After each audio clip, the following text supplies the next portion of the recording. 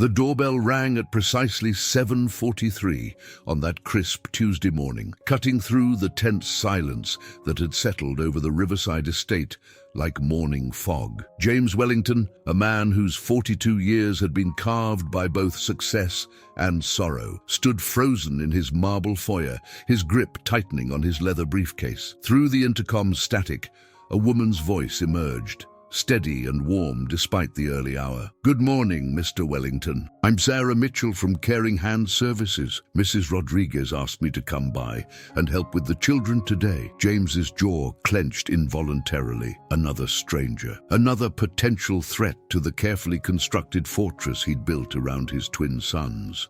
He pressed the intercom button with more force than necessary, his voice carrying the sharp edge of a man perpetually on guard. "I didn't request any services. There must be some mistake. Sir, Mrs. Rodriguez called our agency last night. She mentioned there was a family emergency and you'd need someone reliable to watch Oliver and Nathan while you attended an important meeting." The mention of his sons' names from a complete stranger sent a familiar surge of protective anger through James's chest. He glanced at his Rolex, 7:45. His presentation to the board of directors was scheduled for 9:30, a meeting that could determine the future of his architectural firm. Missing it wasn't an option, but leaving his 8-year-old boys with someone he'd never met felt like stepping into quicksand. Mrs. Rodriguez had been their nanny for 14 months. The longest anyone had lasted since Melissa's death 3 years ago. The woman had called at dawn, her voice thick with worry, explaining that her grandson had been rushed to the emergency room with appendicitis. She wouldn't be coming in for at least a week, possibly longer. "Daddy?" Oliver's voice drifted down from the curved staircase, uncertainty threading through his words. "Who's at the door?" James turned to see both boys standing on the landing, still in their pajamas. Their identical green eyes, Melissa's eyes, wide with curiosity and something that looked suspiciously like hope. Nathan, older by 7 minutes but somehow always the more cautious of the two, held his brother's hand protectively. "It's someone who says she's here to help," James replied, his tone carefully neutral. He'd learned the hard way that his anxiety transmitted to the boys like electricity through water. "Can we meet her?" Nathan asked, his voice barely above a whisper. The question hung in the air between them, weighted with 3 years of careful isolation, failed caregivers, and James's growing reputation as the man who trusted no one with his children. He'd interviewed 47 potential nannies since Melissa's death, 47 women who'd walked through his front door with references and smiles, only to leave weeks later, frustrated by his micromanagement, his extensive background checks, his inability to let anyone truly care for his sons. "Boys, go get dressed for school," he said finally, pressing the intercom again. "Miss Mitchell, I can spare 5 minutes for a conversation. That's all." "I understand completely, Mr. Wellington. Thank you." When James opened the front door, he found himself face to face with a woman who defied his expectations entirely. Sarah Mitchell appeared to be in her mid-50s, with silver-streaked auburn hair pulled back in a practical bun and laugh lines that spoke of a life well lived. She wore a simple navy cardigan over dark jeans, carried a worn leather handbag, and radiated the kind of calm confidence that comes from decades of experience rather than professional training. "Mr. Wellington," she said, extending her hand with a firm grip, "thank you for agreeing to see me. I know this is unexpected." "Miss Mitchell, I should explain up front that I have very specific requirements for anyone who enters my home, particularly anyone who might interact with my children. I typically conduct extensive interviews, background checks, and have a probationary period before you trust someone with the most precious things in your life," Sarah interrupted gently. "I'd be concerned if you didn't." Her response caught him off guard. Most candidates became defensive when he explained his process, or worse, they patronized him with platitudes about being too protective. Sarah simply nodded, as if his caution was not only reasonable, but expected. "The thing is," James continued, glancing at his watch again, "I have a presentation this morning that I cannot postpone, and I have no one else I can call on short notice. May I ask what happened to your regular nanny?" "Family emergency," Her grandson is in the hospital. Sarah's expression softened with genuine concern. That must be frightening for her. Children in hospitals are every grandmother's worst nightmare. Again, her response surprised him. She wasn't dismissing Mrs. Rodriguez's absence as an inconvenience, but acknowledging the human cost of the situation. It was a small thing, but in James's experience, small things often revealed larger truths about people. "Daddy?" Oliver appeared at his elbow, now dressed in his school uniform but with his shirt buttoned incorrectly. "Is this the lady who's going to stay with us?" Sarah knelt to Oliver's eye level, her movements slow and deliberate, clearly aware that sudden gestures might startle him. "I'm Sarah," she said simply, "and you must be Oliver. Mrs. Rodriguez told me a lot about you." What did she say? Nathan had joined them, standing slightly behind his brother in the protective stance James recognized as his default position with strangers. "She said you're an excellent student who loves building things with Legos, and that you always make sure your brother feels included when you play with friends," Sarah replied, then turned to Nathan. "And she said you have a gift for music, and that you take very good care of everyone around you." Both boys straightened with surprise and pleasure. James realized that in 3 years, no caregiver had ever spoken to his sons as if they were real people with distinct personalities rather than simply the Wellington twins. "Mr. Wellington," Sarah said, rising to her full height, "I understand your hesitation about leaving your children with someone you've just met. If you'd like, I can provide references from families I've worked with, though I suspect you don't have time to call them this morning." "I don't," he admitted, frustration bleeding into his voice. "Then let me make a suggestion. I'll stay here today, but you arrange for someone you trust to check on us periodically. A neighbor, a relative, a friend, someone who can verify that your boys are safe and well cared for." James felt some of the tension in his shoulders ease slightly. "You'd agree to that kind of supervision?" "Mr. Wellington, I've been caring for children for over 30 years.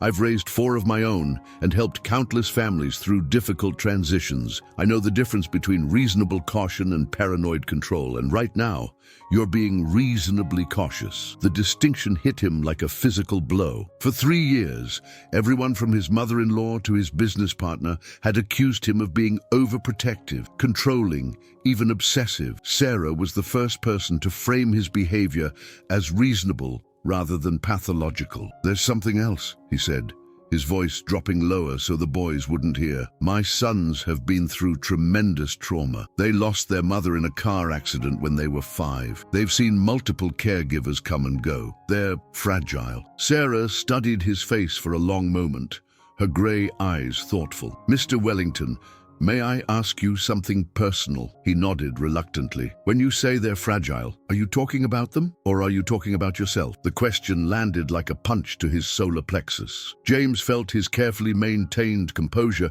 crack slightly, revealing the raw wound that 3 years hadn't been enough to heal. "I don't understand what you mean." "I think you do," Sarah said gently. "You've suffered an unimaginable loss, and the idea of trusting anyone else with your children feels like tempting fate. But fragile children don't laugh the way I heard your boys laughing when they saw me kneel down to talk to them. Fragile children don't stand up straight with pride when someone acknowledges their individual strengths. They've been hurt before by caregivers who weren't careful enough, who didn't understand their needs. Or perhaps," Sarah said carefully, "they've been hurt by caregivers who couldn't meet your needs. There's a difference." Before James could respond, Nathan appeared beside him again. "Daddy, if Miss Sarah stays today, can she help us with our science project?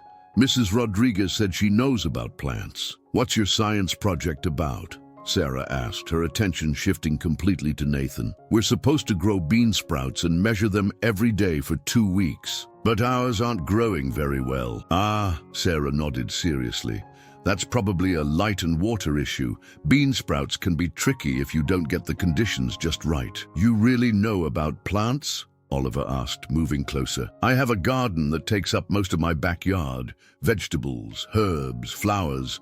I grow a little bit of everything. Maybe I could take a look at your science project if your father thinks that's okay." Both boys turned to James with expressions that managed to be both hopeful and guarded simultaneously. He realized suddenly that this was the first time in months he'd seen them genuinely excited about anything. "Mr. Wellington," Sarah said quietly, "your boys are waiting for your decision, but they're not pressuring you. They're being patient while you figure out what's safe for them. That tells me they've learned to respect your judgment even when they don't fully understand it." "Daddy," Oliver said softly, "we know you're scared about leaving us with someone new, but we promise we'll be good." The innocence in his son's voice, the assumption that James's fear was somehow their responsibility to manage, broke something inside him. These children, who should have been carefree and trusting, had instead learned to navigate around their father's trauma as carefully as he navigated around theirs. "Okay," he said finally, surprised by his own decision. "But I want my partner David to stop by around lunchtime to check on everyone, and I want you to call me every 2 hours with an update." "Of course," Sarah agreed. "And Mr. Wellington, if at any point you're uncomfortable or want to come home, just call. I'll understand completely." As James gathered his presentation materials and kissed his sons goodbye, noting how they seemed to stand taller, more relaxed already, he found himself hoping that for once, maybe once, he'd found someone who could see his children as more than a job.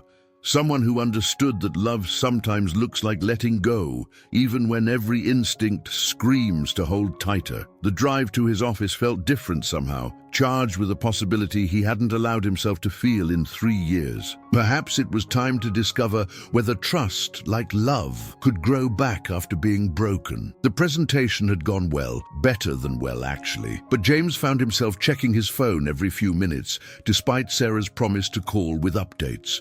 When his phone finally buzzed at 10:30, he answered before the first ring finished. "Mr. Wellington, this is Sarah. I wanted to give you that first update we discussed. How are they? Is everything all right?" "Everything is more than all right.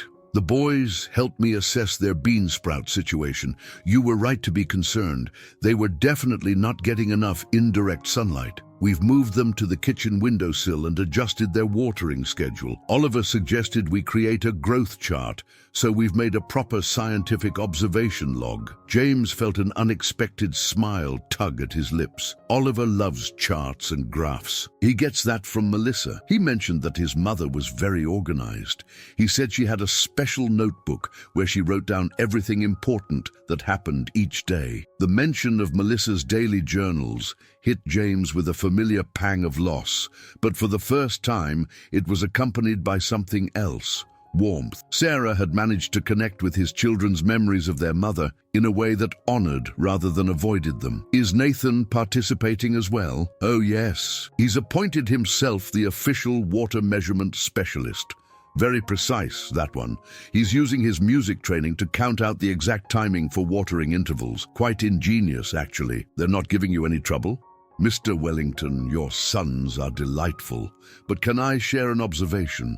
James tensed automatically. "What kind of observation?" "They're exceptionally well behaved, almost to a fault. When I suggested we move the plants, both boys asked permission 3 times and wanted to confirm that you would approve of the change. It's clear they've been taught to respect rules and authority, which is admirable. But they seem hesitant to express preferences or make even small decisions independently. Has this been a pattern?" James felt his defensive walls rising. "I've taught them to think before acting, to consider consequences. Given what they've been through, structure and predictability are important." "Absolutely," Sarah agreed, but her tone suggested she had more to say. "Structure is crucial for children who've experienced trauma, but there's a difference between providing structure and requiring approval for every small choice.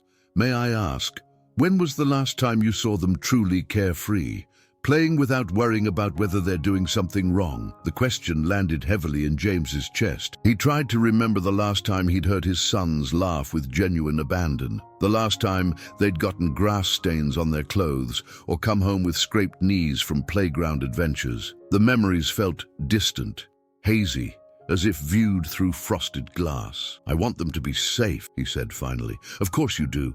But Mr. Wellington, what does safety mean to you? Is it the absence of all risk, or is it the confidence that they can handle reasonable risks? Before James could answer, he heard Oliver's voice in the background, excited and animated in a way that surprised him. "Miss Sarah, look! The tiny green shoots are already standing up straighter. I should let you get back to them," James said. "Mr. Wellington, would it be all right if we took a short walk to the neighborhood park after lunch? The boys mentioned there's a playground where they used to go with their mother, but they haven't been in a long time." James's immediate impulse was to say no. The park meant variables he couldn't control, other children, equipment that might be dangerous, the possibility of accidents or conflicts. But something in Sarah's tone suggested this wasn't really about the park at all. "They want to go to the park." They lit up when they mentioned it, then immediately became subdued. Oliver said, "But Daddy doesn't like us to go places where he can't see us. It sounds like it holds happy memories for them." The revelation hit James like a physical blow. He'd been so focused on protecting his children from new trauma that he'd inadvertently cut them off from places that connected them to positive memories of their mother. In trying to keep them safe, he'd been keeping them from living. "The park has a lot of other children," he said weakly. "Yes, it does. Children learn important social skills by interacting with peers in unstructured settings. But if you're not comfortable with that, I understand completely." James closed his eyes, fighting the familiar battle between fear and reason. "You'll stay with them the entire time. I'll be within sight and earshot every moment. And Mr. Wellington, if anything at all concerns me, a scraped knee, a conflict with another child, anything, we'll come straight home." "Okay," he said, surprising himself again. "But please call me when you get there and when you leave." "Of course." After hanging up, James stared out his office window at the city below, processing Sarah's questions about his children's behavior. He'd been so proud of how well-mannered and obedient Oliver and Nathan had become, but Sarah had reframed their compliance as something potentially concerning rather than admirable. His business partner, David, knocked on his office door, interrupting his thoughts. "James, how's it going with the new sitter?" "Better than expected, actually. She seems different from the others." David settled into one of the chairs across from James's desk. "Different how?" "She asks hard questions. About my parenting, about what the boys really need versus what I think they need. And how does that feel?" James considered the question. "Uncomfortable, but maybe necessary. You know," David said carefully, "I've been wanting to talk to you about the boys for a while now." "What about them?" "They're great kids, James, but when they come to the office with you, they're so careful, so controlled. They ask permission to use the bathroom, to get a drink of water, to look at the architectural models. It's like they're afraid of disappointing you." The observation echoed Sarah's comments so closely that James felt a chill of recognition. They've been through a lot. They need stability. Stability, yes, but James, fear of disappointing you isn't the same thing as respect for you. There's a difference. "Everyone seems to be an expert on my parenting today," James said more sharply than he'd intended. David held up his hands. "I'm not criticizing, I'm concerned about all three of you." Before James could respond, his phone rang again. Sarah's number appeared on the display. "Excuse me," he told David, then answered. "Sarah, is everything all right? Mr. Wellington, we're at the park, and I wanted to keep my promise to call, but I also wanted to share something beautiful that just happened." "What?" Oliver was standing at the bottom of the climbing structure, staring up at it. I could see he wanted to climb, but he was hesitating. When I asked him about it, he said, "I used to climb this with Mommy, but I don't think Daddy would want me to anymore because I might fall." James felt his throat tighten.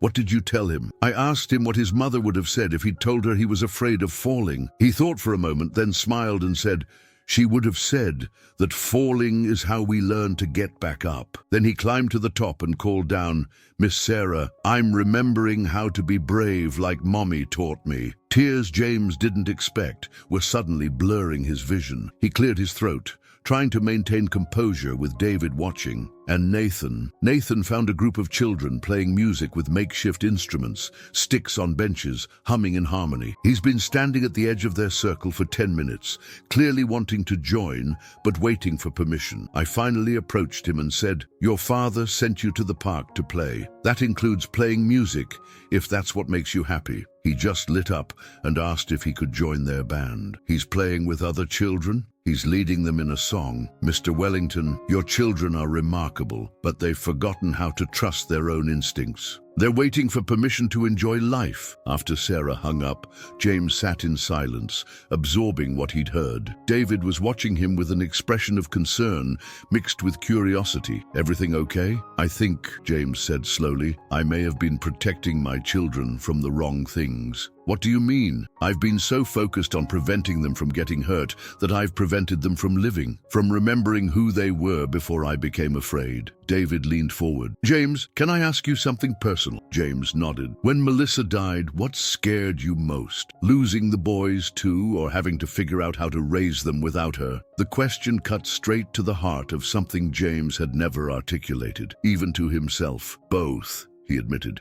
"But if I'm being honest, I think I was terrified that I wasn't enough, that without Melissa, I couldn't give them what they needed to thrive." "So you tried to control everything you could control?" "Yes. And in doing so, you may have controlled away some of the things they needed most, like the freedom to take small risks, to make mistakes, to trust their own judgment." James stared at his hands. "Sarah, the new sitter, she's helping them remember who they used to be. In one morning, she's given them back pieces of themselves that I didn't even realize they'd lost." "That sounds like a gift." "It is. But it's also terrifying because it means admitting that my way of protecting them might have been hurting them instead." David was quiet for a moment. "James, what would Melissa want for the boys? For them to be happy, confident, capable of facing challenges?" James paused, then added quietly, "She'd want them to remember her with joy, not just sadness." "And are they those things now?" "No," James admitted. "They're anxious, overcautious, afraid to make decisions without approval. They've become smaller versions of themselves. But that can change, can it? What if I've done permanent damage?" Children are resilient, especially when they have a parent willing to acknowledge mistakes and make changes. The fact that they responded so quickly to Sarah suggests they're ready to rediscover who they are. James's phone buzzed with a text from Sarah. "Heading home now. Both boys asking if they can help prepare lunch. They want to surprise you with something they learned to make. Is that okay?" Instead of his usual detailed questions about safety and supervision, James found himself typing back, "Yes, let them surprise me." It was a small step, but it felt monumental. When James arrived home that evening, he found a scene that stopped him in his tracks. Through the kitchen window, he could see Oliver and Nathan working alongside Sarah, their faces animated with concentration and joy. They were preparing what appeared to be a complex meal, with Nathan carefully measuring ingredients while Oliver consulted a handwritten recipe card. "Daddy!" Oliver spotted him first and came running to the door, his school uniform replaced by an apron that was clearly too big for him. "We made your favorite dinner." "Well, we think it's your favorite. Miss Sarah helped us remember what Mommy used to cook on special days." James felt his breath catch. "What did you make?" "Herb-crusted chicken with roasted vegetables and homemade bread," Nathan announced proudly, appearing in the doorway with flour dusting his dark hair. "Miss Sarah said cooking together is how families create memories." The kitchen smelled like rosemary and garlic, scents that transported James back to evenings when Melissa would hum while cooking, when the boys would stand on step stools beside her, eager to help with whatever task she'd devise for their small hands. "Boys," Sarah said, appearing behind them with a gentle smile, "why don't you show your father what you learned about measuring and timing while I finish the bread?" For the next 10 minutes, Oliver and Nathan enthusiastically explained the intricacies of cooking temperatures, the importance of letting meat rest, and the precise timing required for perfectly roasted vegetables. James watched in amazement as his sons demonstrated knowledge and confidence he hadn't seen from them in years. "How was your presentation?" Sarah asked as she pulled golden dinner rolls from the oven. "It went well, actually. Better than expected. James paused, watching his sons set the dining room table with unusual care and attention. How were they today? Really? Remarkable, Sarah said simply. But I think you should know about something that happened this afternoon. James tensed automatically. What kind of something? Nothing dangerous, Sarah assured him quickly, but illuminating. After lunch, Nathan asked if he could call his grandmother, your mother-in-law. When I said that would need your permission, he explained that he hadn't spoken to her in over a year because visits with her made you sad. The revelation hit James like cold water. He had been avoiding his mother-in-law, Patricia, because seeing her meant confronting memories of Melissa that still felt too raw. But he hadn't realized his children had interpreted his avoidance as a rule they needed to follow. What did you tell him? I asked him if he missed his grandmother. He said yes, very much, and that Oliver did too. So I suggested he could ask you about calling her when you got home. Daddy? Nathan appeared at his elbow, having overheard the conversation. Can we call Grandma Patricia? We haven't talked to her in forever, and Miss Sarah said families need to stay connected even when it's hard. James looked down at his son's earnest face, seeing Melissa's eyes filled with hope and barely contained longing. You want to call her? We both do, Oliver confirmed, joining them. We know it makes you sad to think about Grandma Patricia because she looks like Mommy, but we miss her stories and her cookies and the way she laughs at our jokes. The simple honesty in his children's words stripped away years of careful emotional management. James realized he'd been so focused on protecting himself from additional pain that he'd inadvertently isolated his children from one of their few remaining connections to their mother. You're right, he said quietly. We should call her. The phone call that followed was awkward at first.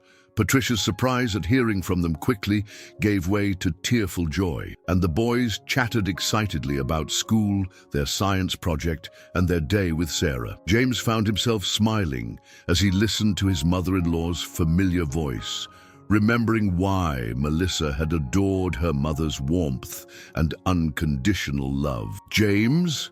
Patricia said when the boys handed him the phone. Thank you for calling. I've missed them so much. I'm sorry it's been so long. I thought it would be easier. Oh, sweetheart. Grief isn't supposed to be easy, but isolating yourself from people who loved her too only makes it harder. After promising to bring the boys for a visit the following weekend, James hung up feeling lighter than he had in months. Sarah was watching him from the kitchen doorway, her expression gentle but knowing. That was difficult for you, she observed. But necessary, James admitted. I've been avoiding a lot of things I thought were too painful, but I think I was really avoiding the work of healing. Healing isn't linear, Sarah said, and it's not something you have to do alone. Over dinner, the boys regaled James with stories from their day. The park adventure, their successful cooking experiment, the new songs Nathan had learned from the children they'd met. James found himself relaxing into their enthusiasm, asking follow-up questions instead of probing for potential problems. Miss Sarah, Oliver said as they cleared the dinner dishes, can you come back tomorrow? That depends on your father, Sarah replied. Mrs. Rodriguez might not be back for several days. James looked at his sons, noting how they stood straighter, spoke more confidently, and moved through their own home with less hesitation than they had in months. Then he looked at Sarah, who had somehow accomplished in one day what years of professional caregivers hadn't managed. She'd helped his children remember how to be children. Would you be willing to stay on temporarily? He asked, until Mrs. Rodriguez returns? I'd be honored to, Sarah replied, but I have a request. What kind of request? I'd like to suggest some changes to the boys' routine. Nothing dramatic, but I think there are opportunities to give them more independence and decision-making responsibilities. James felt his familiar defensiveness rising, but he forced himself to consider her words objectively. What kind of changes? Small things, letting them choose their own clothes for school, allowing them to walk to the neighborhood library alone. It's only 3 blocks, and they're old enough. Giving them an allowance and letting them make spending decisions. Age-appropriate independence that builds confidence. What if something happens?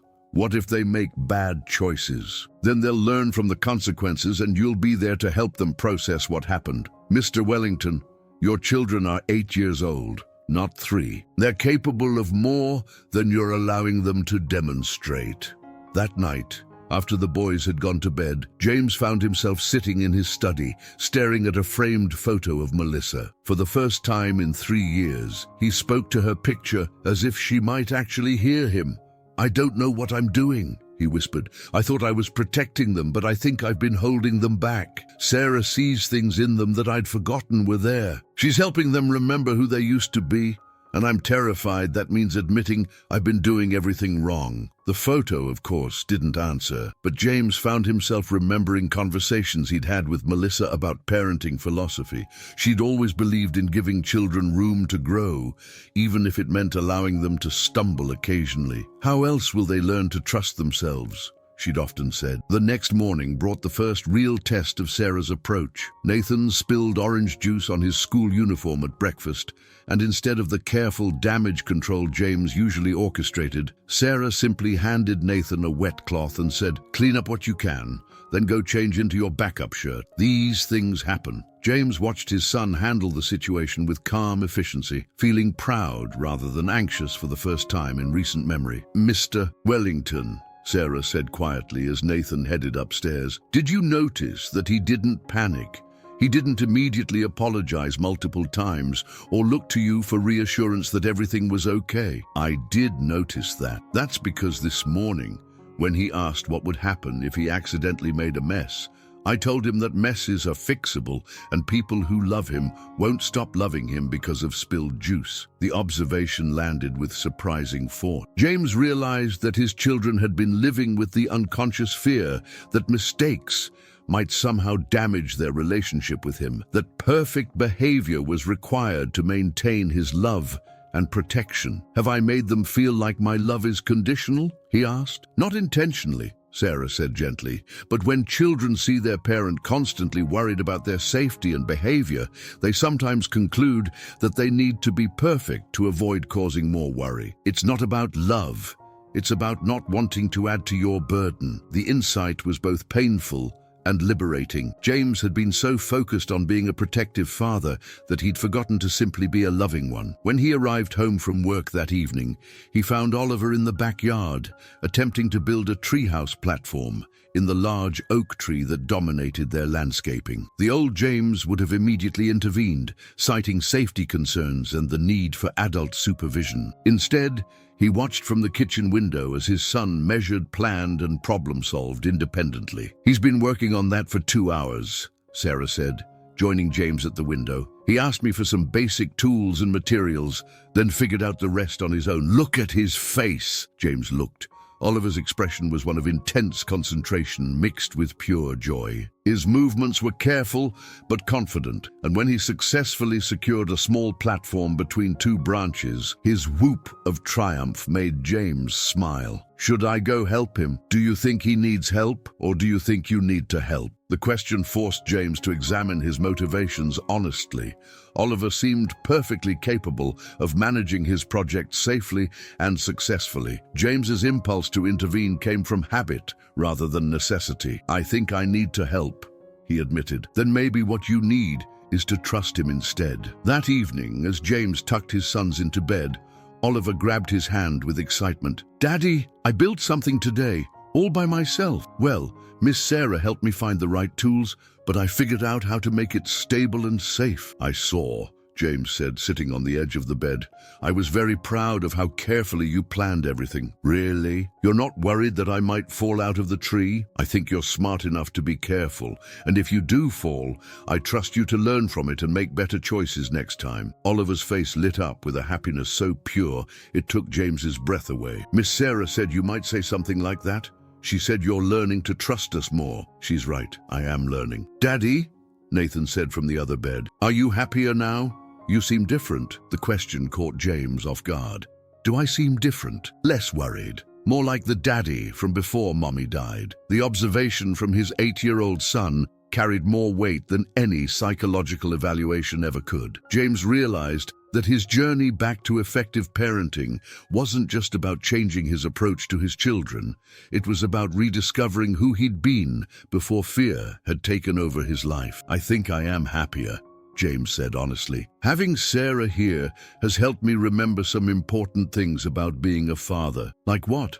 Oliver asked. Like the difference between keeping you safe and keeping you from living. Like trusting that I raised you well enough to make good choices when I'm not watching. Like remembering that your mother would want you to grow up brave and confident, not scared and overly careful. Both boys smiled at the mention of their mother in a positive context. James realized this was the first time in years he'd spoken about Melissa's hopes for them, rather than his fears for them. "Can we keep Miss Sarah forever?" Nathan asked sleepily. "We'll see," James replied, but privately he was wondering the same thing. 6 weeks later, James found himself sitting across from Dr. Helen Morrison, a family therapist Sarah had recommended when he'd mentioned his concern about making permanent changes without professional guidance. The boys were in the waiting room, working on homework while Sarah supervised, a routine that had become natural for all of them. "Mr. Wellington," Dr. Morrison said, consulting her notes, "Sarah filled me in on the general situation when she made the referral,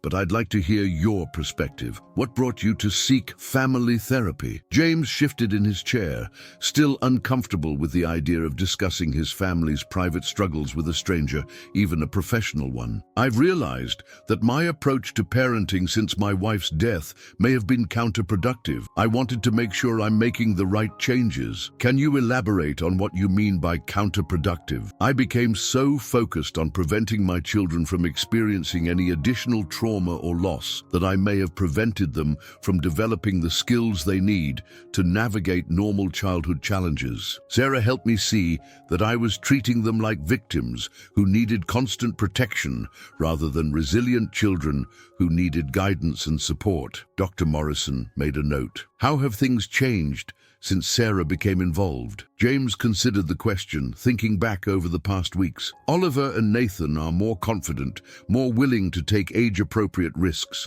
more communicative about their feelings.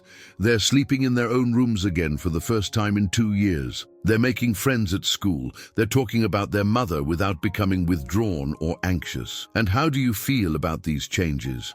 "Proud, relieved, sometimes terrified that I'm being too permissive, but mostly grateful that they're acting like normal 8-year-olds again." "What specifically terrifies you about being too permissive?" James was quiet for a long moment. "That something will happen to them, and I'll have failed to protect them the way I failed to protect Melissa." "Mr. Wellington, can you tell me more about how you feel you failed to protect your wife?" The question opened a wound James had kept carefully sealed for 3 years. "She was driving home from her book club meeting.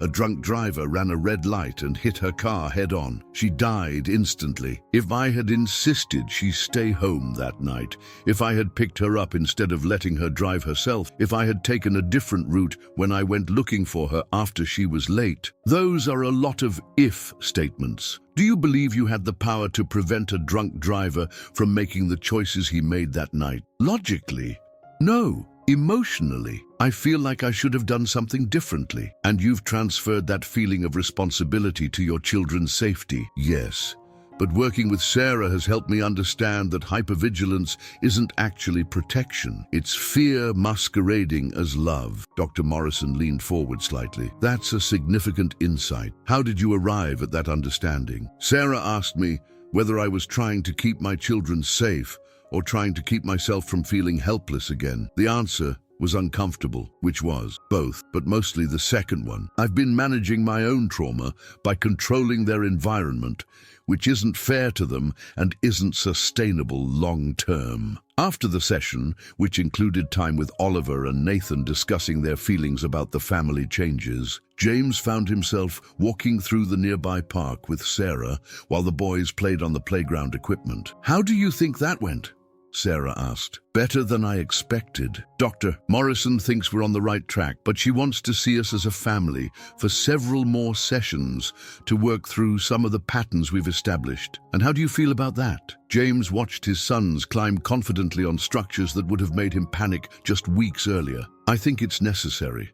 I realize I've been making decisions based on my trauma rather than their actual needs. That's not fair to any of us." "Mr. Wellington, can I share something I've observed about your children that might interest you?" "Of course. They're natural helpers. When we go to the park, Oliver automatically includes children who seem left out of games. Nathan has started an informal music group for younger kids at the library. They have strong empathy and leadership skills that were getting suppressed by overprotection. They get that from Melissa. She was always the one organizing community events, volunteering at schools, making sure everyone felt included. Have you considered that your role might not be to shield them from the world, but to prepare them to contribute to it the way their mother did? The reframe was both obvious and revolutionary.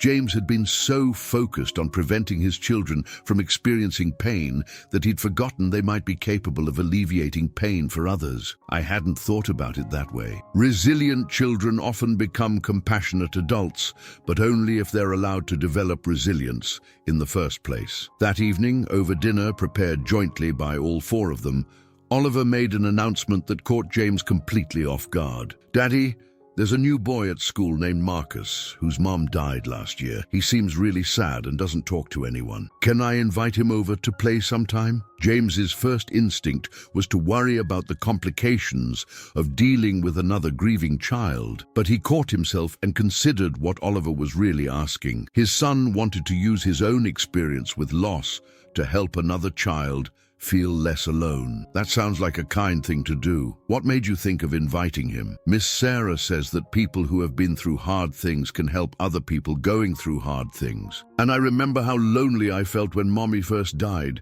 Maybe Marcus needs a friend who understands. James felt his throat tighten with emotion. I think that's a wonderful idea. Why don't you ask him if he'd like to come over this weekend? After dinner, as Sarah prepared to leave for the evening, a routine they'd established once it became clear her involvement would be longer term, James asked her to stay for a few extra minutes. "I wanted to talk to you about something," he said, once the boys were engaged with their homework upstairs. "What's on your mind?" "Mrs. Rodriguez called today. Her grandson is doing much better, and she wants to return to work next week." Sarah nodded calmly. "That's wonderful news. I know you've missed having her consistency with the boys. The thing is, I'm not sure I want things to go back to exactly the way they were before. The boys have grown so much with you here, and I think I have too. What are you thinking? Would you consider staying on permanently? Not as a replacement for Mrs. Rodriguez, but as, I'm not sure what to call it, a family advisor? Someone who continues to help us maintain the progress we've made?" Sarah was quiet for a moment. "Mr. Wellington, can I ask you something honestly?" "Of course." "Are you asking me to stay because you genuinely believe it's what's best for your family, or because you're not confident you can maintain these changes without external support?" The question forced James to examine his motivations carefully. "I think it's both, but I also think Oliver and Nathan have benefited from having another adult in their lives who knew their mother and can help them process their memories in healthy ways." "I didn't know your wife." "No, but you understand loss in a way that allows you to talk about her naturally, without discomfort or pity. That's rare." Sarah smiled. "Mr. Wellington, I'm honored that you'd want me to remain involved with your family, but I think what you're really asking for is confidence that you can continue growing as a father without constant guidance. And you can. How can you be so sure? Because over the past 6 weeks, I've watched you make increasingly good parenting decisions independently. You've learned to trust your children's judgment, to differentiate between reasonable cautions and fear-based restrictions, to communicate about difficult topics with honesty and age-appropriate sensitivity. Those aren't skills you'll lose just because I'm not here daily to reinforce them." James considered her words, recognizing their truth, but still feeling uncertain about navigating future challenges alone. "What if something happens that I don't handle well? Then you'll learn from it and handle it better the next time. That's how parenting works for everyone, Mr. Wellington. None of us get it right all the time. Would you be willing to stay involved in some capacity? Maybe weekly check-ins, or being available for consultation when difficult situations arise? I'd be happy to remain a resource for your family. But James, may I call you James now? You need to trust that you've already internalized the most important lessons. Your children need to see that you believe in your own ability to guide them. The next morning brought an unexpected test of James's newfound parenting philosophy. Nathan came downstairs with tears in his eyes, clutching a crumpled piece of paper. "Daddy, I failed my math test. I studied really hard, but I got confused on the word problems and ran out of time." The old James would have immediately shifted into problem-solving mode, arranging tutoring, meeting with teachers, possibly changing Nathan's study schedule, or reducing his extracurricular activities to focus on academics. Instead, James knelt to Nathan's eye level and asked, "How do you feel about what happened?" Disappointed and kind of embarrassed. Everyone else seemed to finish on time. Those are normal feelings when something doesn't go the way we hoped. What do you think might help you do better on the next test? Nathan wiped his nose with the back of his hand. Maybe I could practice more word problems and ask the teacher if I can have a few extra minutes if I need them. Those sound like good strategies. Do you want help implementing them, or do you think you can handle it yourself? I think I can ask my teacher myself, but maybe you could help me find some practice problems online. I'd be happy to do that. Dashin, as Nathan headed off to school with his confidence restored and a plan in place, Sarah observed quietly, "You handled that beautifully. You let him process his own emotions, develop his own solutions, and ask for specific help rather than assuming he needed you to fix everything. It felt natural."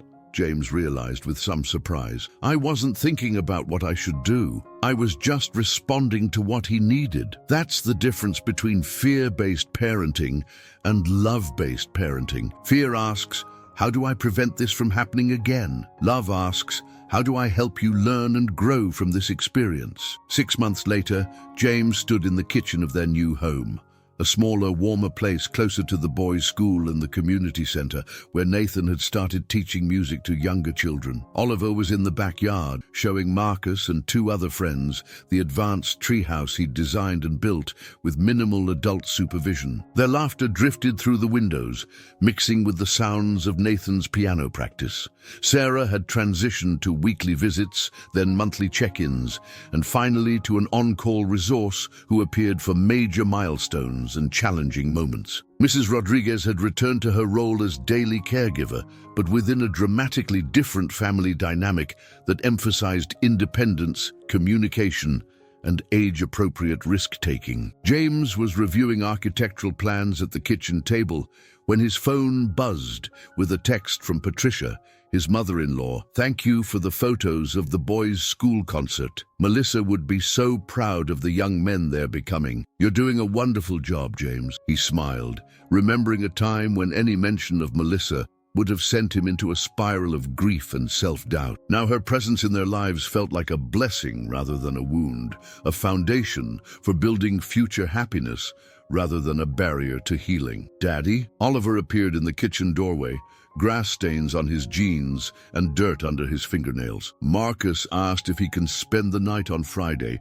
His dad said it's okay if you're okay with it. "That sounds fine. What are you planning to do?" "We're going to work on the treehouse some more. Maybe make s'mores in the backyard fire pit, tell ghost stories. Normal sleepover stuff." Normal sleepover stuff. James marveled at how effortlessly his son had planned an evening of age-appropriate fun without seeking permission for every detail or requiring extensive safety briefings. "Sounds like a great plan. Make sure you check with Mrs. Rodriguez about the s'mores ingredients when she goes shopping tomorrow." "Already did. She's getting everything we need." As Oliver ran back outside to rejoin his friends, James reflected on the journey that had brought them to this point. A woman he'd initially seen as a threat to his children's safety had actually been the key to returning their childhood to them. Sarah's gift hadn't been in providing expert childcare. It had been in recognizing that healing sometimes requires letting go of the very thing we're trying so desperately to protect. The doorbell rang, interrupting his thoughts. Through the window, he could see a young woman standing on his front porch, holding the hand of a small girl who looked to be about 5 years old. James opened the door to find Sarah's daughter, Emma, whom he'd met several times over the past months. "Mr. Wellington, I'm sorry to bother you, but my mum said you might be willing to talk to someone who's going through a situation similar to what you experienced." "Of course. Come in." Emma introduced her friend, Jennifer, whose husband had died in a military accident 6 months earlier, leaving her to raise their daughter Lily alone. Jennifer was struggling with the same fears and overprotective impulses that had once dominated James's parenting approach. "Sarah thought maybe hearing your story might help," Emma explained, "about how you learned to trust your children's resilience." James looked at Jennifer's tear-stained face and her daughter's guarded expression, recognizing the grief and fear he'd carried for so long. Then he looked out the window at his sons, confident and happy as they played with friends, living the childhood their mother would have wanted for them. "I'd be happy to talk," he said, inviting them to sit down. "Let me start by telling you about a morning when a stranger knocked on my door and changed everything I thought I knew about protecting the people we love." As James began to share their story, he realized that this was perhaps the most important lesson Sarah had taught him, that healing multiplies when we're brave enough to help others find their own path through darkness. His children were learning to be helpers and leaders, just as Melissa had been, and now so was he. The transformation that had begun with a desperate father's reluctant trust in a wise woman's guidance had become something larger, a legacy of resilience and love that would continue to touch other families facing similar struggles. Outside, the sound of children's laughter filled the evening air, a testament to the truth that sometimes the greatest act of love is learning when to hold on tight and when to let go. If this story touched your heart and made you reflect on your own relationships with the people you love most, I want to hear from you. Share in the comments below. What city are you watching from today? Have you ever found yourself being overprotective of someone you care about, only to realize that your protection might be limiting their growth? Sometimes the most profound transformations in our lives come from the most unexpected sources. James thought he was protecting his children, but he was actually protecting himself from facing his own fears. It took the wisdom of a stranger to help him see that love isn't about controlling every outcome. It's about trusting the foundation you've built and having faith in the resilience of those you care about. The beautiful truth is that healing is contagious. When we do the hard work of examining our own fears and changing our patterns, we don't just transform our own lives, we create ripple effects that touch everyone around us. James's journey from fearful control to loving trust didn't just change his relationship with Oliver and Nathan, it equipped him to help other families facing similar struggles. If you know someone who might benefit from hearing this story, a parent who's struggling with letting go, a family member who's still healing from loss, or anyone who needs a reminder that love sometimes looks like releasing our grip, please share this video with them. These stories have power only when they reach the people who need them most. Don't forget to subscribe and turn on notifications, because every week I share true stories about ordinary people who found extraordinary strength in the most challenging moments of their lives. Stories about resilience, transformation, and the unexpected ways that strangers can become the catalysts for our greatest growth. Thank you for taking this journey with James, Oliver, Nathan, and Sarah. Thank you for believing that change is possible at any stage of life, and that sometimes the bravest thing we can do is admit that our way of loving might need to evolve. Until next time, remember, the people we love don't need us to be perfect protectors. They need us to be brave enough to trust them, wise enough to guide them, and strong enough to let them become who they're meant to be. See you in the next story.